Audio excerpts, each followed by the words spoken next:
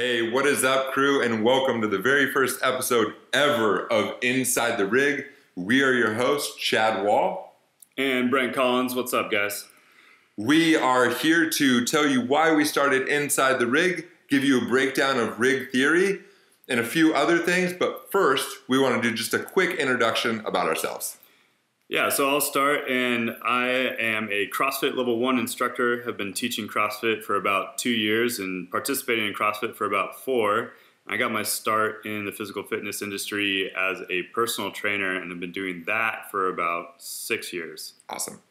For myself, I am a CrossFit Level 2 coach. I am USAW Level 1 and come from a background of Globo gyms and had a NASM, CPT, and a TRX group at one point. Right about now, I have about 5,000 hours coaching CrossFit. So that's a little bit about ourselves. We hope you guys enjoy the first episode and have a great day. Enjoy, guys.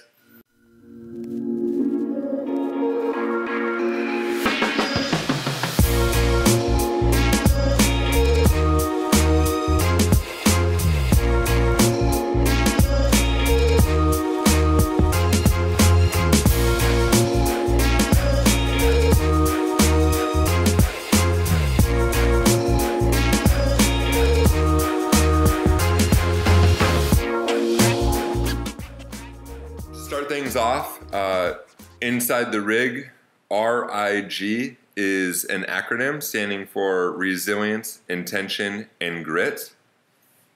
Resilience being the base of our foundation to what we build on, and then in going up the ladder to intention, and at the top of our pyramid, grit. Yeah, I think we first just you came up with Inside the Rig, and it's kind of developed and expanded from that. But I think your first intention was literally just sitting down and having a podcast inside the rig. But then when we kind of took a look at, rig just kind of popped out. And then I think you had the idea of making it more of an acronym. And that really resonated with me, because I think often there's that missing piece, right, where people are either working out but the mental game's not quite there, and that's becoming so huge. I think for athletes and getting to the next level is really combining that mental aspect, the intention, and the grit to basically their workout and their programming, right? Yeah, and like you said, it was kind of something that we stumbled upon when, originally that podcast idea came down. And, the growth of it and all of a sudden what it meant to us, I think, was awesome, because it just made so much sense. I think, it's like one of those light bulb moments. Yeah. Yeah, definitely. Absolutely. So maybe we want to talk about a little bit more, diving in, why resilience? Why did we pick resilience? And I think part of that, and why we have it as our foundation, is the R in resilience stands for setting yourself up to have the most success possible for your workouts, getting your body healthy, having good recovery, having good nutrition, all that stuff. Yeah, and I always, the word that I always, kind of attribute or attach to resilience is immunity. Mm-hmm. Immunity is a huge one. We're finding out more and more in the nutrition world and all that about, how much of your immune system is developed in your gut with the things that you're eating, the pre and probiotics that we're putting in our bodies, the serotonin development and release that's going on in your gut, causing, your different moods and how you're feeling throughout the day, and how we're dealing with relationships in life, and how we take on stress and challenges every single day. And so if we're building that resilience, or, we're storing up our ability to deal with everyday stressors, our ability to tackle these challenges, then that just sets us up for an extreme amount of success coming in the future. Right. And I think that's kind of a big thing is especially with workouts, is you are stressing yourself out, but it's a good stress, right? Anytime we kind of put our body under a stressor, it's going to grow. We're going to have growth, right? So setting yourself up to have the resilience to deal with that stress, and that doesn't just have to be in the gym. It can also be with your work, with your relationships, with anything else that's going on in your day. If you're setting yourself up to be resilient to that stress, you're going to be able to basically tackle more things and not feel like you're getting your butt kicked or feeling downtrodden, right? And be ready for it the next day. Exactly. And wake up and just be like, come on, what you got for me? Right. So I think that's resilience. That's the basis, and then we go from there. Once we have that set, we can now set our intention, which is our goal setting, our idea of where we want to be in the future, what's going on, and basically kind of like what path are we starting to go down. And with that, you can add in mindfulness on who you are being every day and challenging yourself to be the best version that you can be every day. Absolutely. So for, some more things on intention would be, I feel like everyone has their own path, right? Everyone's got a little bit different, and maybe, not all athletes are obviously looking to become like regionals athletes, or their goal might be a handstand push-up, something as simple as that, or maybe even just a pull-up.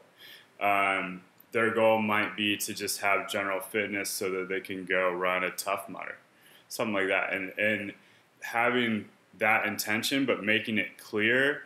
And I think the other big thing is SMART goals too, right? So I feel like people fall a lot into like, all right, I want to have, let's just take the handstand push-up, for example. And they just write it down on a board somewhere with no clear directive of how they're going to get there. Right, the steps that they're going to take to get there, the people that they're going to have around them to hold them accountable for those goals. Mm-hmm. Or even just hold themselves accountable. I think part of the goal setting is writing it out so that you have metrics to hold yourself accountable, right? That's part of the SMART goals thing. So it's specific, measurable, attainable, realistic, and time-bound, right? So you have to set that goal when you're writing it out, not just handstand push-up, but I'm going to get a handstand push-up by doing, 15 overhead dumbbell presses at this weight 2 times a week, and I want to have these handstand push-ups done in 2 months, right? So then you actually put a timeline on yourself. So I think people, and myself included, are procrastinators, right? If we don't have an end date, it's not going to happen, and we'll just keep continuing forward. And I think a huge thing on top of that, and something that I used to do for myself, because I always found it hard to get that last bit of motivation to really grind it out in the gym, is actually just making that end date a real thing and signing up for that competition. And making, like I mentioned earlier, telling all your friends around you what you're going to do and what you intend to do, so that they're holding some accountability for you.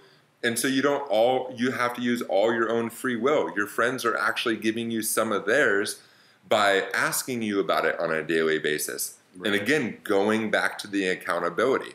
Right. I think that part's huge, and probably easier today than it was in the past, because we have social media. You can put it out on blast, right? Right. And on all different forms. All different forms. And now I think it's important that you have your close tribe, and those people are going to be seeing you day in and day out and holding you accountable. But I feel like there's another level too, that if you put that out on Facebook or Instagram or whatever, that you are going to have a bunch of people now hitting you up and coming back to you a couple months later. Hey, how did this go? How's that going? And that's for sure going to help you out. And I also think that there's kind of a twofold thing there too, that we don't necessarily see from the level of competitor that we are all the time. And it isn't just the games athletes that are firing people up to be better and giving them the inspiration. Mm-hmm. There's everyday people that are giving inspiration to other everyday people. Absolutely. And all it is them scrolling down through their Instagram and seeing somebody do something that they never thought possible before, and they're an everyday human just like them. and the connection that is made there, the trust that is built there, and the belief that people can get inside of them from seeing you struggle every day trying to get you to your goals is absolutely incredible. Absolutely. Yeah, and I think that's a huge point, and especially as a coach, I'm for sure inspired by sometimes what my clients do. And a quick side story that happened recently, actually this is a good time because yesterday I had this awesome experience with a client where she's kind of been out of the gym for a little bit, just traveling, working hard. She's got 2 jobs going on, and we did Filthy 50, or I had my clients do Filthy 50 last week for 4th of July, just a little tie into the States and yada yada. So I wrote it out on a board, had my clients do Filthy 50, and then actually like sign their name and put the time down, which is something I don't normally do with my clients. I don't really normally do CrossFit specific stuff with them. It's more of a strength training for them, but I throw in a CrossFit every once in a while, obviously because I'm a CrossFit coach and I believe in it.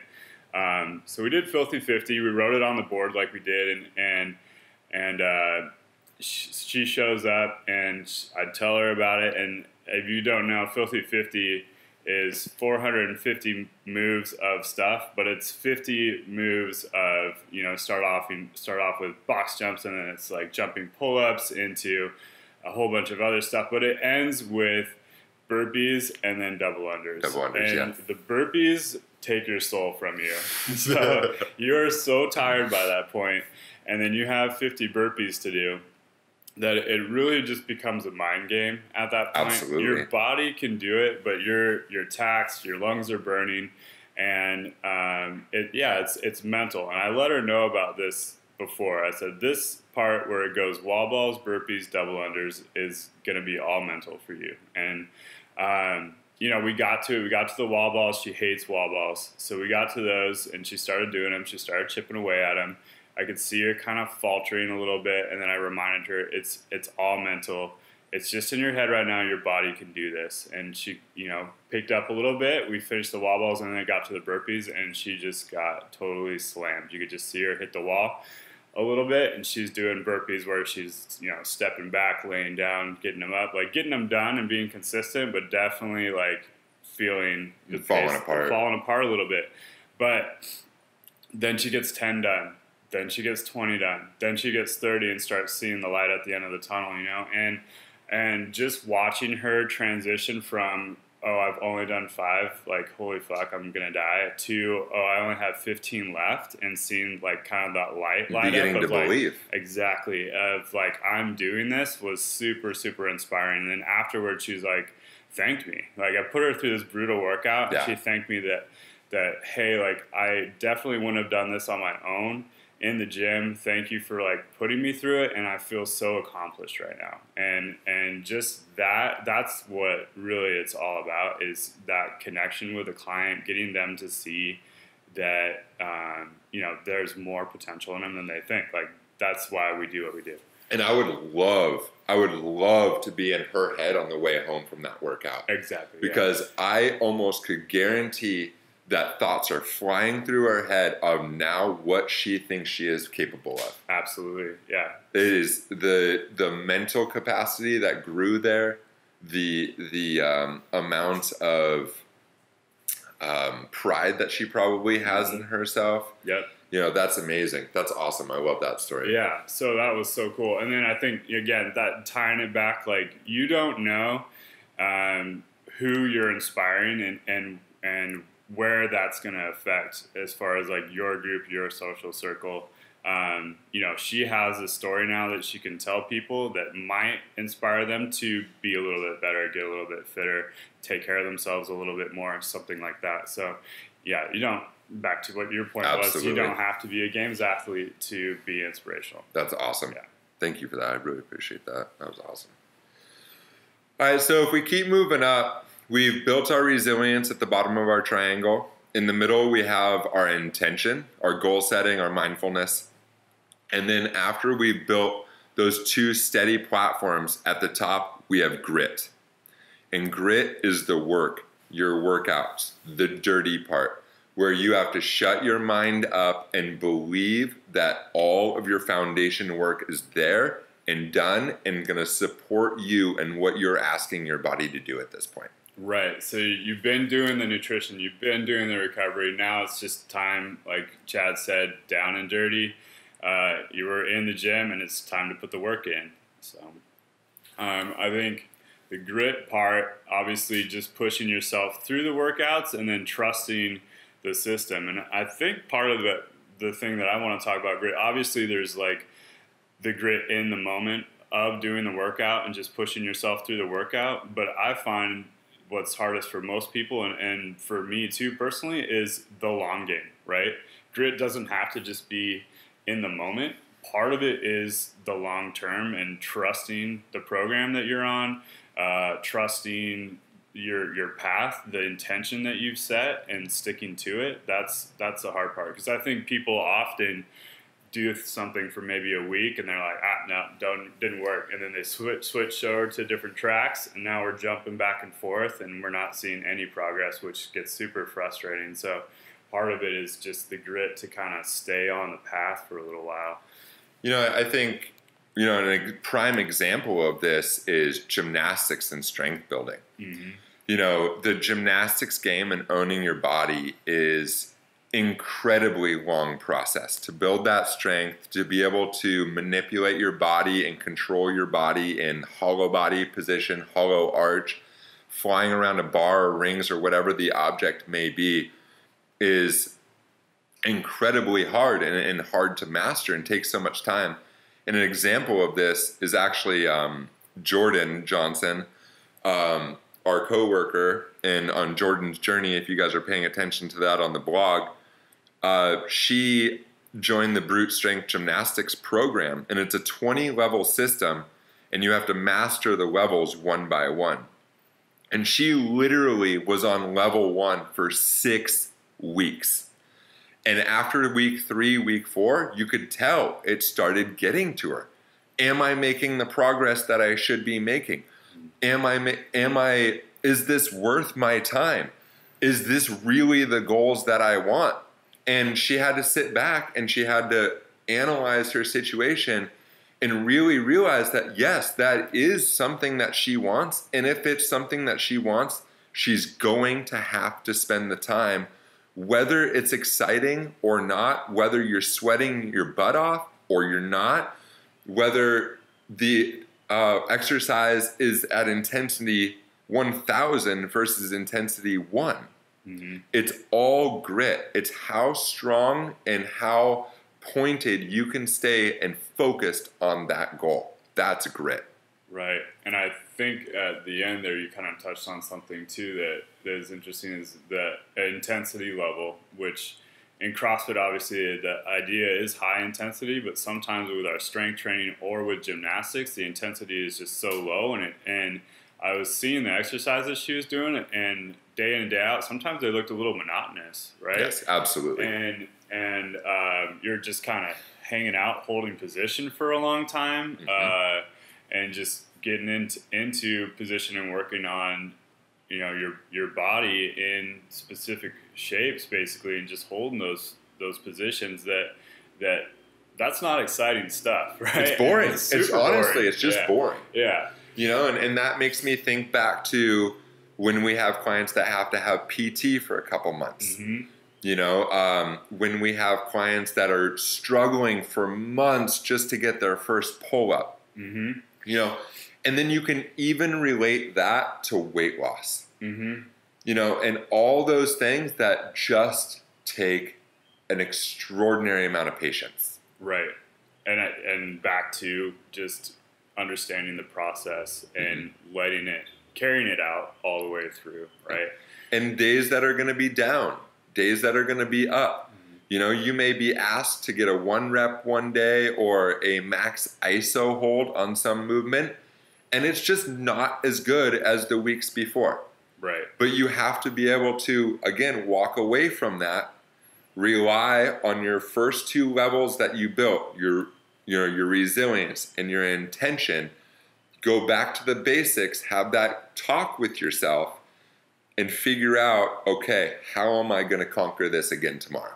Right. Yeah. And I think we're talking about that it doesn't always just go intention, grit, we're done. That, yeah, sometimes we need to have those check-ins, and it can be a full cycle, right? Yep. It's not always set up. And you might find that as you're doing your workouts, getting your fitness going, that maybe we need to make changes in the stuff that you're doing for your resilience. Maybe your intention that you set 6 months ago has changed, and we need to adapt to that a little bit. So it's always evolving, but I think a big part of it is just getting clear with yourself and really writing it out, figuring it out, talking with a coach, and going from there. Yeah, talking with the coach. And I just want to kind of go back on, that what Brent is talking about and going back to the basics, really. And because so many people forget about that. They think, oh, I have my strict pull-up. Now I'm going to go to my kipping. Now I'm going to go to my butterflies. And then all of a sudden, they don't have their strict pull-up anymore. Absolutely. We see that all the time. Yeah. And or I think overhead squats and Yep. snatches, right? People get into the snatch, and then now they can't overhead squat anymore. Something's gone weird with that. So, and CrossFit teaches that too, that once you get to that master level, all right, let's break it down and start again back at basics and work back up. Right? Absolutely. And a huge part of that too that we didn't even really mention is the accessory work time. Right. That nobody's really willing to do, right? We all are guilty of the accessory movement. Yeah. Like, I don't know. Yeah. I don't know. Well, we kind of put ourselves in accessory overload a little bit just to break up like CrossFit WODs and stuff. Mm-hmm. We did Pump Dragon from Lift Big, Eat Big, which was an awesome program.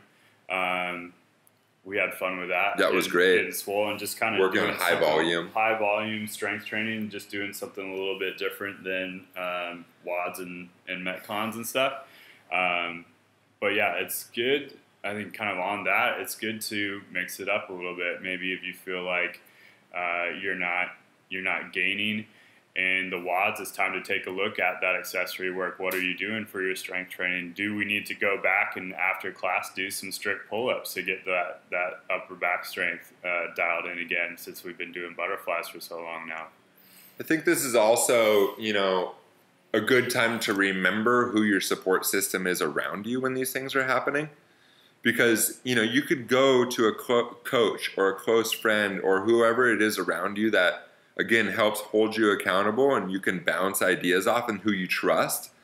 And maybe they can give you a better idea of what may be happening so that because you're seeing plateaus or other things in your training. And I'll give you an example of that is, sometimes people move from one sort of training, like a pure strength training, to a lot higher of an intensity. Say maybe they, switch from a squat and overhead pressing program, and then they'll jump into comp train. And then all of a sudden their whole body's out of whack and they don't know what's going on. And all they say is, well, I'm still just spending an hour in the gym. But that hour in the gym is completely different. So now you drop back down to your resilience. Okay, is my eating good enough to support this level of activity? Is my sleeping good enough? Am I getting my 35 cycles a week? Am I setting my intentions right? And are my expectations actually reasonable? Yep. And those are huge things to not only ask yourself, but check in with trusted ones around you.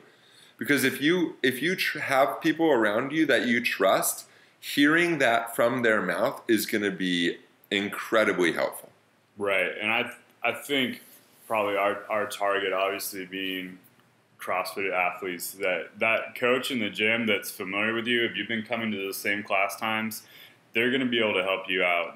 They are going to be able to see kind of where you're at and know exactly what's going on, and might just be waiting for you to ask them about it. I know that when I have clients come up to me that are asking and want to know more, I'm all for geeking out about fitness and trying to give them an explanation, right? Oh man, nothing fires me up more than that. Yeah, and sometimes as a coach, it's hard because you don't want to feel like you're hammering on everybody. to be like, hey, like I'm seeing you have this going on, you should fix that, and then the next person fix this, fix that, fix this, right? So, at some point, I kind of want to just step back and give fist bumps and high fives, and like if you're happy where you're at and you look happy after the workout, awesome, see you tomorrow. But if you're coming up to me like, hey, I'm noticing this is going on, can I get some ideas? That's super helpful for me, because now we can start talking and we can geek out about what needs to happen to make you a better athlete. And I don't feel like I'm just kind of getting nitpicky on you as far as little things, I think there's a lot of times that coaches start harping away and don't necessarily know exactly what's going on in the athlete's mind. Right. And I think that's something that we crave. Right. Two-way conversation. Absolutely. Right? Yeah. Absolutely. Coming up to us, challenging us to challenge you. Perfect. Yeah. Because an example was, even again yesterday, had an athlete who was doing a weird wristband on the snatch. And I'm like, what is that? Like, get the punch going, get those knuckles up. They were totally just bent back at the wrist. It looked so super gnarly. And he's like, oh yeah, my shoulder's a little messed up today. Oh, well, all right. So it makes sense. We're compensating a little bit, right? So there's those points where it's like, are you just having a bad day? Is there a little tweak? Like that kind of stuff. So, do we need to pull back a little bit and maybe, our pride gets in the way, our ego gets in the way a little bit, and sometimes maybe we just need a little bit extra recovery that day. Mm-hmm. And that's, something that you have to be okay with in life, and put that ego aside and be like, you know what? This is going to make me better and perform better tomorrow. Right. Exactly. And it's not always about today. Our lives are so long. Yes, we want to do and be everything that we can today, but we have to be okay with letting some of it slide till tomorrow, and understanding that when we wake up tomorrow, we're going to give it our best shot again. Right. And so I think kind of coming around to that is you mentioned the 35 sleep cycles, which is something that we both read from reading Aubrey Marcus's book, Own the Day, Own Your Life. Mm-hmm. And another good point that he has in there, loved the book, by the way. It's awesome. Yeah, we definitely both recommend reading that if you have the time. Check it out. But part of it is not stealing from tomorrow for today, right? Yes, so, huge. And that goes back to just knowing where your limits are in that day, and then are you going to be able to have the best day tomorrow if you do what your plan is today? Setting yourself up for success. Exactly. Yeah, because I think back to the grit is it's a long process, and you're not going to see results in a week. So we need to have that long-term goal in mind just to get everything going the right way. Yeah. Awesome. Yeah. So there you have it. There's the basics of resilience, intention, and grit, or inside the rig. We're looking forward to so many more episodes, trying to share what we've learned, some knowledge that we've gained over the years with coaching, being in the functional fitness world, and doing interviews, and seeing where this evolves, just kind of enjoying the process and the journey, and sharing that with all of you. Yeah, I think we're super excited to get out there and share and curate what we know, and hearing back from the community, and just seeing kind of what you guys are into, and seeing kind of where this goes for us. Yeah. Awesome. All right, well, we hope the community has a great day, and thank you very much for listening to our first episode of Inside the Rig.